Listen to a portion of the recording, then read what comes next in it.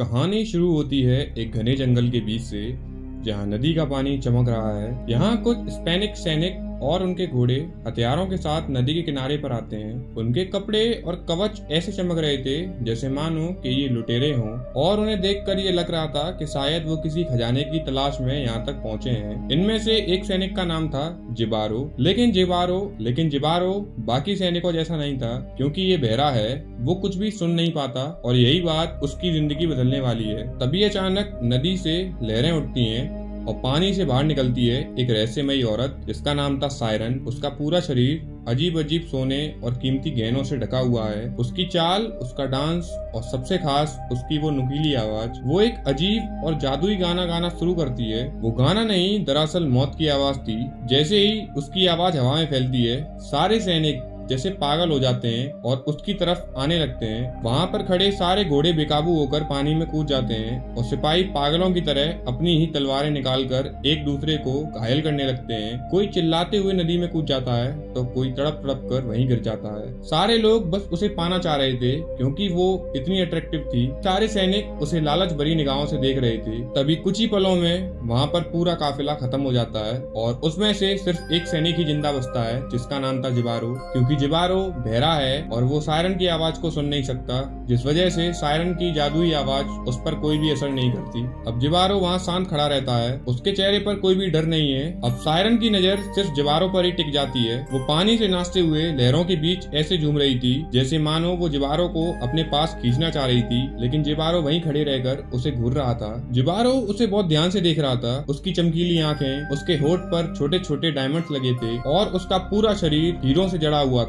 जिबारो उसे लालच भरी आंखों से देख रहा था जैसे वो उसके शरीर को पाना चाह रहा था। अब जिबारो जब ये देखता है कि उसके सारे सैनिक मारे जा चुके हैं तो वो डर के मारे वहाँ से भागने लगता है। वो भागते भागते जब बीच जंगल में आकर रुक जाता है तो वहीं रात बिताने का फैसला करता है और सायरन उसका पीछा करते हुए उसके पास आ जाती है। जब रात में जिबारो सो रहा होता है तब सायरन उसके आसपास मंडरा रही होती है, उसे जगाने की कोशिश कर रही होती है, लेकिन जिबारो तो बहरा था, वो शांति से सो रहा होता है।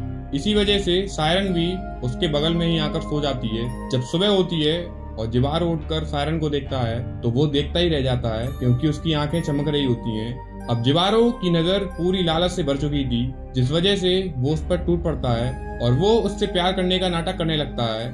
सायरन सिर्फ अपने लस्ट के लिए उसके पास आई थी और जिबारो सिर्फ अपने लालच के लिए उसे पाना चाहता था। अब तभी जिबारो मौका देखकर उसके सर पर वार करता है और सायरन को बेहोश कर उसके शरीर में लगे हुए एक एक सोने के पत्तों को निकाल लेता है। वो उसकी खूबसूरती को छीन लेता है। उसके ऐसा करने पर सायरन को बहुत दर्द हो रहा था, लेकिन जिबारो को अपनी लालच के आगे कुछ भी नहीं दिख रहा था।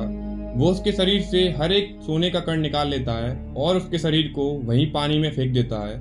अब सायरन अधमरी हो गई थी। वो बहकर अपने उसी तालाब में आ जाती है। तभी उस तालाब में खून की लहर उठती है और यहाँ पर जिबारो उस पूरे सोने को अपनी पीठ पर लाद कर आगे जा रहा होता है। वो सोना इतना भारी होता है कि जिबारो चल नहीं पा रहा था, लेकिन फिर भी जिबारो के अंदर एक लालच था। उसे लग रहा था कि मानो उसने कोई जंग जीत ली हो, क्योंकि ये सोना इतना था वो जिंदगी भर भी लूटता तब भी नहीं लूट पाता। जिस वजह से जिबारो खुश होकर आगे बढ़ रहा था। लेकिन जब जिबारो बहुत थक जाता है तो उसी तालाब के पास आता है जहाँ से ये सब शुरू हुआ था।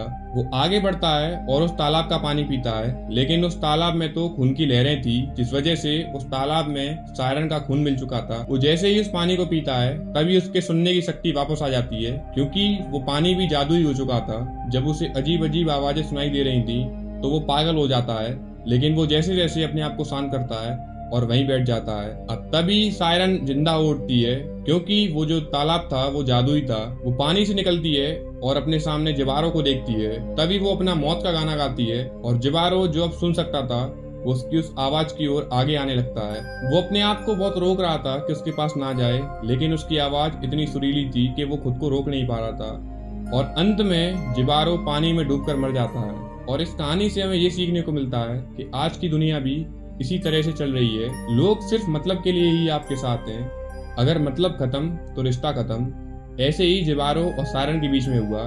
जिबारो को सायरन सिर्फ उसके सोने चांदी के लिए चाहिए थी और सायरन को जिबारो सिर्फ अपने लस्ट के लिए चाहिए थी, और यही कारण था कि आखिरी में दोनों के पास कुछ भी नहीं बचा। और इसी के साथ ये छोटी सी शॉर्ट फिल्म खत्म होती है। अगर ये मूवी पसंद आई हो तो एक लाइक और सब्सक्राइब जरूर करें। Thank you guys.